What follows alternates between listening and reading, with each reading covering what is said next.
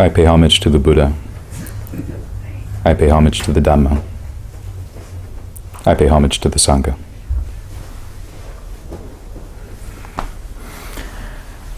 Happy Father's Day. I know we've got some fathers here, so I hope you had an especially good breakfast this morning. My father definitely did. I was telling Kusla when I first arrived here this morning that my father is a very simple man. And most of the time he actually eats a pretty good diet, but on Father's Day he gets to have exactly what he wants for food. So for breakfast, that meant McDonald's breakfast and donuts. Ooh, good combination. And later on, he gets the perfect dinner, exactly what he wants on his day, Father's Day. He gets hot dogs and potato salad. Simple man. Simple wants. Probably a good way to live. Once a year. I don't know how good hot dogs are for you. But if it's Father's Day for you, then I hope you have exactly what you want for dinner. Now, since it is Father's Day, I'm going to talk about the very first lesson that the Buddha gave to his son Rahula after he became a monk. So it's called the Ambalatika Rahulavada Sutta from the Majjhima Nikaya. And I like this one because this lesson is given to Rahula when he's about 7 years old. It's within his first year of becoming a monk. And so here's little Rahula and here's Buddha, they're alone, and then here's this beautiful lesson he gives. But before I get to that lesson, I thought I would talk a little bit first about the relationship that the Buddha had with his son. Because, you know, in the West, we're not often taught about the relationship that Buddha had with Rahula, how they interacted, the lessons that the Buddha gave him, and we often sometimes don't even know that the Buddha even had a son. And if we even know that he has a son, we often hear the story about how he left on the day his son was born. So let's start with that. Now, before the Buddha was the Buddha, he was Siddhartha Gautama, right? And he was a prince, as the story goes. And at a certain point in his life, he came across the people in his town and saw sickness, old age, and death, and the fourth messenger of the mendicant, someone who went on a spiritual journey to find answers to sickness, old age, and death. And when he saw those four messengers, it really struck something deep in him. It began to grow in him as a desire to go forth and become a mendicant, to become an ascetic, to become a monk. But he had a lot of responsibilities. He had a responsibility to his family, his father, Subodha in particular, but he also had a responsibility to the people in that kingdom, and he had the responsibilities of being in the warrior caste, and he felt all of this pressure, but also this same desire to find the answers to reality, to find answers to the suffering that he could see in others. And the way the story sometimes appears to us in the West is that he very callously left on the day that his son was born. Now, when we read the suttas, we see something maybe a little different, or at least I do. I see someone who left because he knew that if he waited a day longer, he might not have left at all. We know that in the story, the day that he left, the day he was preparing to leave, someone had approached him and said that his wife, Yasodhara, had given birth to a son. And the Buddha says, another fetter is born in the world, right? And so that's how Rahula gets his name. Rahula means fetter. And we hear that, and wow, that sounds really callous, that he would name his own son a fetter. But the thing is, a fetter, as it's understood in Eastern philosophy and in Buddhism in particular, isn't necessarily a bad thing. Many things in life that would be called a fetter are good things. That's why they're fetters. They can trap us. We can grow attached to them in this life. And so what the Buddha was saying is, here's this other thing that I may become attached to. He was afraid that he would love his son too much to go off and try to find answers that he thought might not only alleviate his own suffering, but the suffering of others. Now, for many of us in the West, that's still a difficult pill to swallow. Maybe we don't quite understand the Buddha's reasoning or rationale. But as the story goes, he went up to his wife's bedroom that evening, and he peered in and had a look at his wife and his son. But he dared not touch his son because he was afraid that if he did, he would stay. And then so he left. And so the Buddha, as we know from the story, spends 6 years as a mendicant.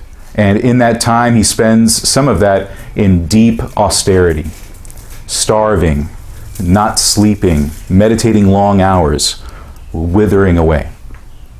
But we know that he eventually turns this around, rediscovers the middle way, and becomes enlightened. He reaches Nibbana and he becomes the Buddha. And we think that, okay, now he's going to go back home. But he doesn't. He goes and gives his first sermon to 5 monks. They immediately become arahants because they were students of his, disciples of his, even before he went to the Bodhi tree, and so they were themselves already on the brink of discovery, and so his speech that he gives them sends them right across, and they are arahants. And he spends a full year establishing the Sangha. And during that time, his father is sending messengers to come and say, come on, Buddha, come and visit your family. Come and visit your family. He says, okay, soon. And after the course of a year, he eventually does come back. And so he comes and visits his father, he visits his ex-wife, he visits his aunt who had raised him, his stepmother, and he gets to visit his son. Now, at this time, Yasodhara thinks, okay, the Buddha has left behind his princely life. He's left behind his crown, his jewels, his status in society, but those are all things that his son should have. So I'm going to send Rahula up to the Buddha, and I'm going to tell him to ask for his inheritance. And so Rahula goes. And so at this time, the Buddha is enjoying a meal, and he's sitting with his attending monks, including at the time Sariputta, right? And so he's eating, and he's sitting there, and this child comes up, and he sees that it's his son, and he smiles. And Rahula looks at him, and Rahula smiles, and then Rahula says, "Father, I would very much like my inheritance." And the Buddha smiles again and keeps eating. And Rahula says, "Yeah, I would very much like it. All the things that I should have as your son, I'd like those." And the Buddha smiles. And he eats, and then soon the bowl is empty, and he sets it aside. He smiles at Rahula, and he gets up and walks away. And then Rahula begins following after. And so all the monks get up, Rahula's following along too, and the Buddha turns, and he sees this little boy following along, and he smiles at the boy. The boy smiles at him and says, "Being in your shadow is very pleasing, mendicant." And the Buddha smiles again and keeps walking. So Rahula follows out of the palace, and some of the maids are looking around like, "Where's Rahula going?" And Rahula's waving, and they keep walking. They go out the gate. People are a little worried. Where is he going? The Buddha goes off to the forest where he's been staying with his monks outside the boundaries of the city. He goes off into the forest, and there's Rahula. And the Buddha sits down, and Rahula sits down, still smiling at his father. And then the Buddha begins to think, well, all those things that I gave up when I became a mendicant, all of those things are temporary. The gold, the jewels, the crown, the responsibilities of being a prince. I would say that his real inheritance is the bliss that I found under the Bodhi tree, the bliss of Nibbana. I know what I'll do. And the Buddha turns to Sariputta and says, maybe we should make him a monk. And he says, he looks to Rahula, what do you think? And Rahula, being 7, says, great, what's a monk? And so some time passes, and Subodha, the Buddha's father, and Yasodhara are sitting in the palace, and they're beginning to wonder, where did Rahula go? And so Yasodhara tells Subodha, the Buddha's father, well, I did send him to go get his inheritance from his father. And Subodha becomes a little concerned. He says, I'm going to go visit the Buddha and see what's going on. And so the Buddha is sitting there with his son. Subodha comes into the forest to visit his son, and then he looks And there's this very young boy with a very clean, freshly shaven head and ochre robe sitting next to him. And he takes a closer look. Wait, that's Rahula. Yes, he wanted his inheritance. And Subodha becomes very distraught because after the Buddha left, Subodha became very attached to Rahula. Rahula, so the story goes, was very close in appearance to the Buddha. So that was like his little Siddhartha part 2 that he got to raise, his grandson, alongside his other son. There's Nanda, who's the Buddha's half-brother, that is also a good story. So he sees Rahula there, now in the robes, and he turns to the Buddha. And the Buddha and his father have a very big heart-to-heart there, where his father, Subodha, says, you know, I'm not really so happy about this, Lord Buddha, my son. I would very much like it if in the future you get the family's permission before you make someone a monk. You talk to their mother, you talk to their family, you talk to everyone involved to make sure that it's okay before you do this. And the Buddha says, you know, fair enough. And so then Rahula becomes a very interesting case because he's the first samanera, he's the first novice monk, and he's also the first to have a really formal ordination. Because all the other times, and even some of the times afterward, when the Buddha would come across someone who wanted to become a mendicant and go on to the holy life, they would simply ask, and then he would say, well, come along, monk, and they'd be a monk. So here is the beginning of this tradition with Rahula. Now we can get to the sutta. So Rahula has been a monk for a few months now, maybe not even a full year yet, a little baby monk. And one day, someone comes into one of the forest monasteries to see the Buddha. And Rahula decides he's going to have a little fun. He knows the Buddha is off that way. And a man comes up and says, I'd very much like an audience with the Buddha. And Rahula says, yeah, I think he went that way. And the guy goes off and doesn't find the Buddha. The Buddha ends up finding out about this. And he says, well, I'm going to have a talk with this boy. But he waits for a couple days. And a few days later, the Buddha is in a bamboo forest, a part of it known as the squirrel's feeding ground.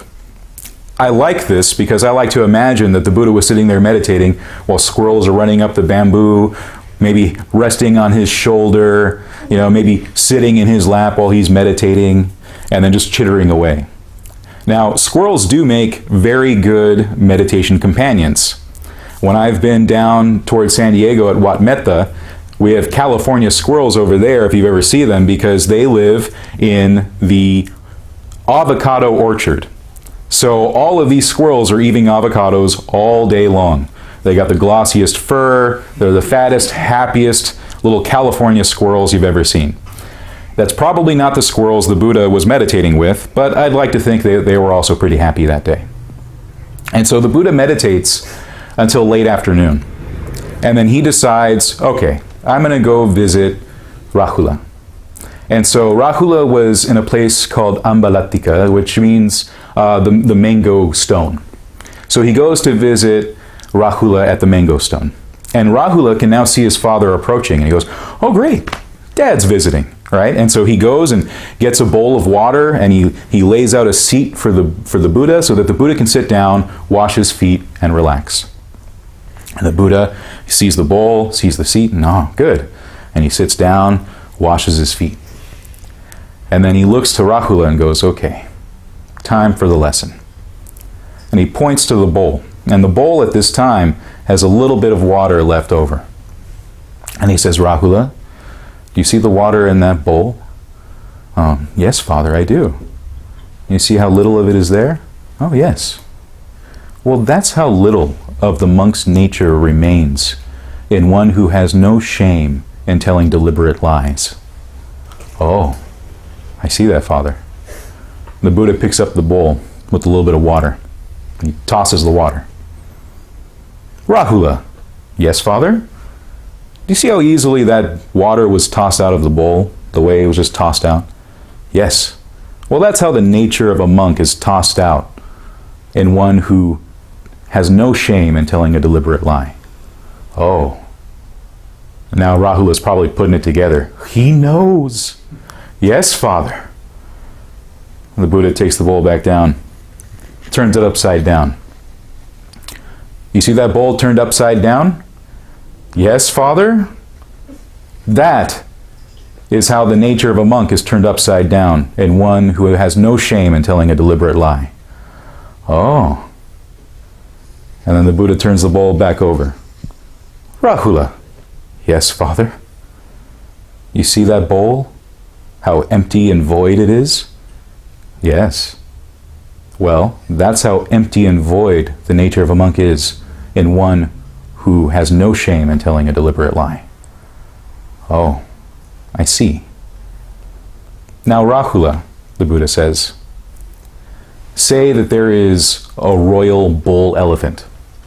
Massive, huge tusks, strong, with a good pedigree, battle-hardened. And this elephant fights with its front legs, its back legs, it fights with its ears, its tail, everything, except for its nose, with its trunk. Now, the rider might look at that elephant and say, well, it's a good elephant, does fight, but still protects its trunk. It's not committed just yet. But then say there's another elephant, another bull elephant, strong in all those other ways, but this one also fights with its trunk. The rider might think this one is fully committed. This elephant will do anything.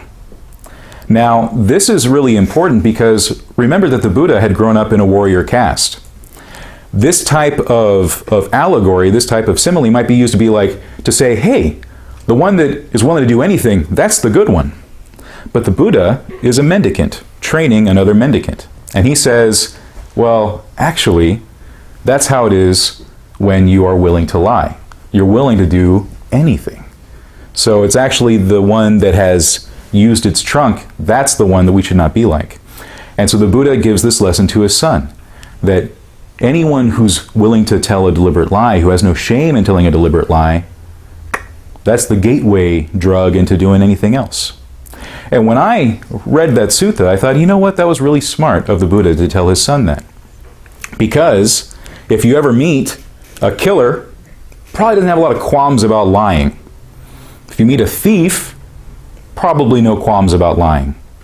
If you meet addicts, also known liars, right? And you can go through the list and you can see that for the Buddha, lying becomes a very special thing. This thing that if we're not careful, we might build up bad habits. So he tells the son the lesson. And then the Buddha continues into something really, really good too, because he says, okay, we've talked about lying. Now let's talk about all actions in speech, in thought, and in action, physical action. So he says, Rahula, what's the purpose of a mirror? Well, to check one's reflection. Oh, good. And that is how we should approach our thoughts, our words, and actions, after careful reflection. And so the Buddha looks to Rahula and says, think on all your actions, all the time. Reflect on them before you act. Look at them and measure. Is this something skillful or unskillful? Is this something that causes harm to myself, harm to others? Both. And so the Buddha gives this lesson that he continues on with Rahula over some time, and it's all these different iterations of the same idea. And so here's the Buddha being what I believe is a good father, teaching ethics to his son. And not only being a good father, but being a good teacher of the Dhamma, because sila is something that in the West we often forget or overlook. Instead, we usually focus on meditation, relaxation. I was reading an article about this online recently. The author of this book called McMindfulness, who was talking about the tragedy of Buddhism in the West, where the rest of Buddhism gets left aside and people just meditate in such a way to be better at business, to be better at dating, to be better at whatever, to wake up at 5 and get their workout in before they have their 9-hour workday, and sort of lamenting that the rest of the Dhamma has been forgotten, the rest of the middle way has been tossed aside. Because we see time and time again that even in the way the Buddha teaches his son, that ethics is the foundation of everything else that we do in Buddhism. And so, for me, good lesson. Now, the Buddha, in teaching his son, tried to make sure that he didn't give his son any special treatment. So, one of the funnier stories, and maybe even a little tragic, is that, Rahula was trying to find his way in being a monk. Most of the time he would spend time with Sariputta. They would go off and do their alms rounds together. There were various tasks that he had to do, and he was learning what it meant to be a monk. But one night he comes back to the forest monastery, and a more senior monk than him went to his sleeping place by mistake. And Rahula realizes that there maybe are a couple extra monks there that day, and he doesn't have anywhere to sleep inside. And he looks outside, and it's beginning to rain. And he thinks, oh no, I don't want to be in the forest when it rains. At this point, maybe he's 8, 9 years old. So then Rahula goes and hides in the latrine, the outhouse, to find shelter. And the Buddha, again, not wanting to give Rahula any special treatment, simply walks up to the outhouse and he says, who's in there? And Rahula says, it's me, Father, Rahula. Oh, well, okay, have a good night. And then walks away and lets him sleep the night in the latrine. Because in the end, even though it's his son, he's a monk and must learn to live as one. And Rahula ends up spending his whole life as the Buddha's disciple, as well as his son. And the whole business of being a monk becomes quite the family affair. It's a good thing that Subodha decided to ask the Buddha to ask permission, because he would eventually need it. Every time the Buddha went back to visit, or any time any family member of his came to visit, invariably they would become a monk or a nun. So at a certain point, Subodha was probably sitting in his throne room, realizing half the people were gone, and like, what's going on? Where is everyone? I'm going to go visit my son. And he goes off into the forest to see his son, and standing, or rather sitting next to his son, are all of Subodha's nephews, his son, and his grandson, all clean-shaven, wearing the robes. Oh, great. Okay, Buddha, I can't get in the way of anyone who wants to be a monk. But then the Buddha kept visiting his own father and teaching his father, especially as his father became ill and became old and became bedridden. And Buddha would still go visit him and talk with him. So that by the time Subodha dies, he dies as an arahant. He dies as a fully enlightened being taught by his son. So in the West, when we think of the Buddha as someone who just went off and never saw his family again, or really maybe as someone who didn't have a family, it's simply not true. It was very much a family affair. He was surrounded by cousins.